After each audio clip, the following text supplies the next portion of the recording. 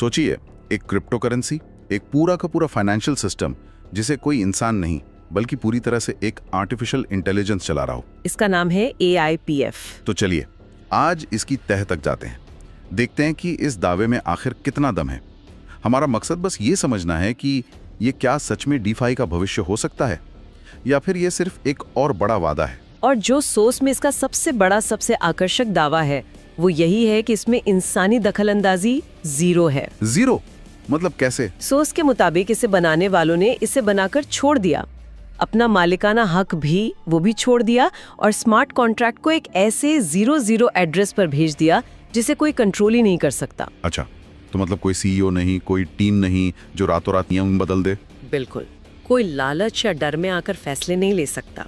एक बार जो नियम बना दिए वो बन गए, सब कुछ AI के हवाले। लिक्विडिटी से लेके सप्लाई तक सब कुछ ऑटोमेटेड।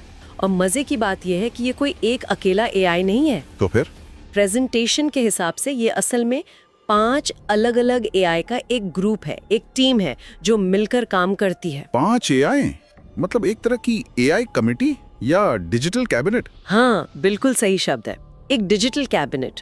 और हर AI को एक खास जिम्मेदारी दी गई है। दिलचस्प है। तो इस कैबिनेट में कौन-कौन है और किसके पास क्या काम है? तो देखिए, हर AI क्रिप्टो की एक क्लासिक समस्या को सुलझाने के लिए बनाया गया है। ठीक है। जो पहला AI है उसे NE कहते हैं। NE?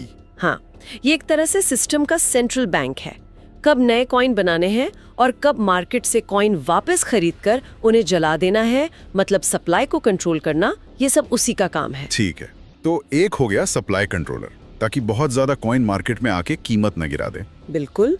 फिर दूसरा AI है ALS। ये एक 24/7 काम करने वाला ट्रेडर है। इसका एक ही काम है बाजार में पैनिक को रोकना। पैनिक को रोकना? वो कैसे? जैसे ही लोग बेचना शुरू करते हैं, ये खरीदना शुरू कर देता है, और जब लोग ज्यादा खरीदने लगते हैं तो ये सप्लाई मैनेज करता है। सोर्स का दावा है कि इसकी वजह से कीमत में अचानक बड़े उतार चढ़ाव नहीं आते। एक मिनट, अगर AI बाजार को इतना संतुलित कर रहा है तो क्या इसका ये मतलब नहीं कि वो बहुत ज्यादा मुनाफा कमाने से भी रोकेगा? क्या ये स्थिरता के लिए हाई रिटर्न की संभावना को खत्म कर देता है? ये बहुत अच्छा सवाल है, और थ्योरी के हिसाब से हाँ, ये बेतहाशा उछाल को भी रोकेगा और भारी गिरावट को भी। इसका लक्ष्य है एक स्थिर विकास, रातों रात 100 गुना वाला रिटर्न नहीं। ठीक है, तो 2 AI हो गए, आगे? तीसरा है ARIP, जो एक तरह का रोबो इन्वेस्टर है। जो लोग पैसा लगाते हैं उनके रिवॉर्ड्स को ये अपने आप री इन्वेस्ट करता रहता है, ताकि कंपाउंडिंग का फायदा मिले। जी हाँ। चौथा है SIG, यानी सिस्टम का खजांची। ये प्रोजेक्ट की ट्रेजरी को मैनेज करता है। और पांचवा ALP, हर 12 घंटे में ये हिसाब लगाता है कि अगले साइकिल में कितने नए कॉइन्स बाजार में छोड़े जाएंगे। तो एक सप्लाई कंट्रोलर, दूसरा मार्केट स्टेबलाइजर, तीसरा रोबो इन्वेस्टर, चौथा खजांची। ये वाकई एक पूरी डिजिटल सरकार जैसा लग रहा है ना? तो अब सवाल ये उठता है कि आम इंसान इस सरकार का हिस्सा कैसे बन सकता है? इसमें निवेश कैसे होता है? इसका तरीका है स्टेकिंग। मतलब सोर्स बताता है कि लोग AIPF कॉइन खरीदते हैं और उन्हें सिस्टम में एक तरह से लॉक कर देते हैं, और उस लॉकिंग के बदले रिवॉर्ड मिलता है। हाँ, और रिवॉर्ड इस बात पर निर्भर करता है कि कॉइन कितने समय के लिए लॉक किए गए हैं। मतलब जितना लंबा कमिटमेंट उतना बड़ा फायदा। बिल्कुल।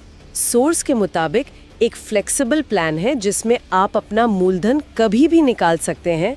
उस पर रोजाना 0.6% का रिटर्न है। 0.6% रोजाना? हाँ, लेकिन अगर कोई 360 दिनों के लिए, मतलब करीब 1 साल के लिए अपने कॉइन्स लॉक करता है तो उसे रोजाना 1% का रिवॉर्ड मिलता है। 1% रोजाना? और वो भी कंपाउंड होता होगा? हाँ, हर 12 घंटे में ऑटोमेटिकली कंपाउंड होता है। ये आंकड़े सुनने में बहुत बड़े लगते हैं। प्रेजेंटेशन में इसका कोई उदाहरण दिया है क्या? दिया है, और वो उदाहरण बहुत प्रभावशाली है। सोर्स कहता है कि अगर कोई 100 कॉइन 1 साल के लिए 1% रोजाना पर स्टेक करता है तो कंपाउंडिंग की वजह से साल के अंत में उसके पास 100 कॉइन नहीं, कितने? 3627 कॉइन होंगे। क्या बात है! मतलब सिर्फ कॉइन्स की संख्या में 36 गुना की बढ़ोतरी। इसमें कॉइन की कीमत में होने वाली बढ़ोतरी तो शामिल ही नहीं है। बिल्कुल। 36 गुना? यहाँ एक नेटवर्किंग पहलू है। सोर्स इसे प्राइम नेटवर्क रिवॉर्ड कहता है। Prime network reward. हाँ, अगर आप किसी को सीधे अपने रेफरेंस से जोड़ते हैं तो आपको उनके रोजाना के रिटर्न का 10% मिलेगा। अच्छा, मतलब सिर्फ एक बार नहीं? नहीं, हमेशा के लिए। जब तक वो कमाते रहेंगे आपको मिलता रहेगा। तो ये सिर्फ खुद के निवेश पर रिटर्न नहीं है, बल्कि दूसरों को सिस्टम में लाने पर भी कमाई का एक जरिया है। बिल्कुल, और ये यहीं खत्म नहीं होता। इसके अलावा एक पूरी मल्टी लेवल टीम संरचना है। अरे वाह। हाँ, जिसमें नोवा, वाइब, कोर जैसे रैंक्स हैं जो 15 लेवल तक गहरी जाती हैं। जैसे जैसे आपकी टीम का बिजनेस बढ़ता है, आपकी रैंक बढ़ती है और आपको अपनी पूरी टीम के रिटर्न पर 1% मिलना शुरू हो जाता है। और यहीं पर इस प्रोजेक्ट का सबसे जटिल और सोर्स के अनुसार सबसे अनोखा मैकेनिज्म सामने आता है।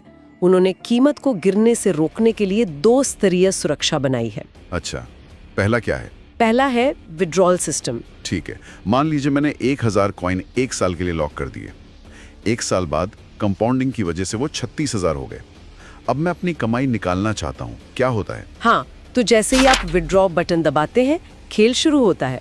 सिस्टम आपसे पूछता है कि आप कितनी जल्दी पैसा चाहते हैं। मतलब?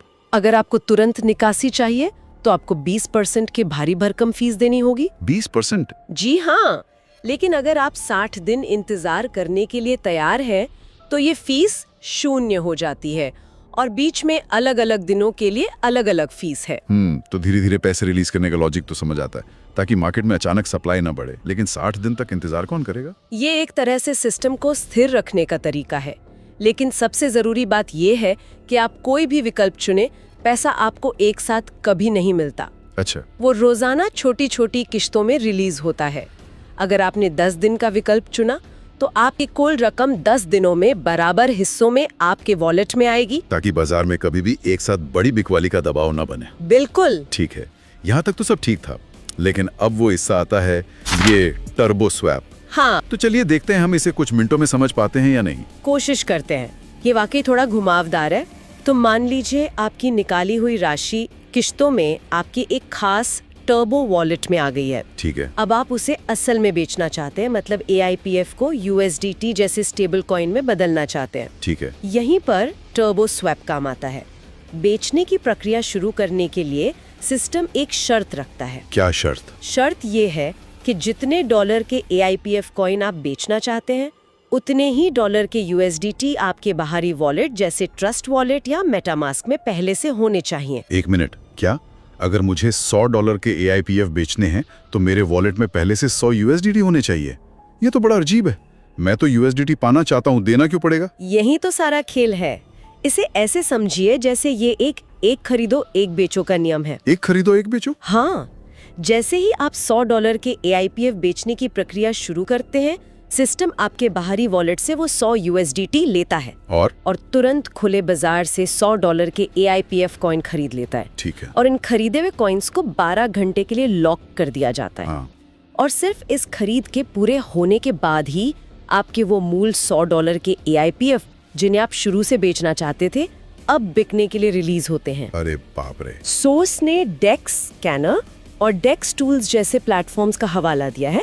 दावे के मुताबिक 100% लिक्विडिटी लॉक्ड है, जिसका मतलब है कि डेवलपर्स पैसा लेके भाग नहीं सकते। ये तो अच्छी बात है। और कॉन्ट्रैक्ट मिंटेबल नहीं है, यानी कोई अपनी मर्जी से नए कॉइन बनाकर सिस्टम में नहीं डाल सकता और कोई छिपा हुआ मालिक भी नहीं है। तो इस पूरी चर्चा को अगर हम समेटें, हमने AIPF नाम के एक प्रोजेक्ट की गहराई से पड़ताल की, जो पूरी तरह से AI द्वारा चलाए जाने वाले एक DeFi इकोसिस्टम का वादा करता है। और इसमें स्थिरता और विकास के लिए बहुत जटिल और अनोखे तंत्र बनाए गए हैं। इसका तकनीकी डिजाइन, खासतौर पर इसका विड्रॉल सिस्टम और ये टर्बो स्वैप, सप्लाई और डिमांड को काबू में रखने का एक बहुत ही साहसिक प्रयास है। नतीजा चाहे जो भी हो, ये टोकन इकोनॉमिक्स में एक आकर्षक केस स्टडी तो है ही कि कैसे एक सिस्टम खुद को इंसानी भावनाओं के असर से बचाने की कोशिश कर सकता है। और अगर हम सिर्फ सोर्स मटेरियल के नजरिए से देखें तो ये एक ऐसा मौका है जो जिंदगी बदल सकता है। क्रिप्टो की अगली बड़ी क्रांति। हाँ, जो अपने शुरुआती निवेशकों को माला माल कर सकती है। अंत में इस प्रोजेक्ट का पूरा आधार इस एक विचार पर टिका है कि एक परफेक्ट तरीके से डिजाइन किया गया ऑटोमेटेड AI एल्गोरिथम एक स्थायी और लगातार बढ़ने वाला वित्तीय सिस्टम बना सकता है, क्योंकि उसमें से इंसानी भावनाओं की खामियों जैसे लालच और डर को निकाल दिया गया है। लेकिन यहाँ एक बड़ा सवाल सोचने के लिए रह जाता है। क्या होता है जब इंसान जो भारी रिटर्न कमाने की इच्छा से भरे हुए हैं इस परफेक्ट सिस्टम के साथ इंटरेक्ट करते हैं? क्या कोई भी एल्गोरिथम, चाहे वो कितना भी इंटेलिजेंट क्यों ना हो, सच में इंसानी लालच और घबराहट की अप्रत्याशितता का हिसाब रख सकता है? खासकर तब जब पूरी दुनिया का असली पैसा दांव पर लगा हो।